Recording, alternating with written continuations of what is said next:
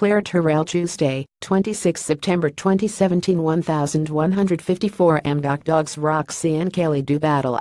Picture Sharon Smith, West Australian. A soggy start to this year's Perth Royal Show has resulted in small crowds, but no shortage of entertainment for patrons.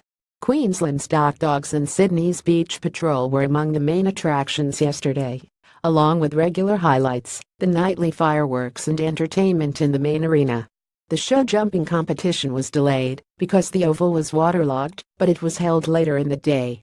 Dogs president Dave Graham said the sport, which is based on water activities, had increased in popularity in Perth since it came to the show last year.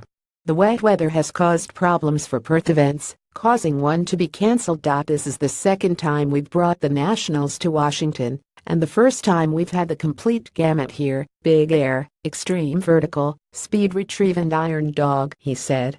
The great thing about Dogs is any dog can do it. Entries are open for Dogs events on Friday and Saturday,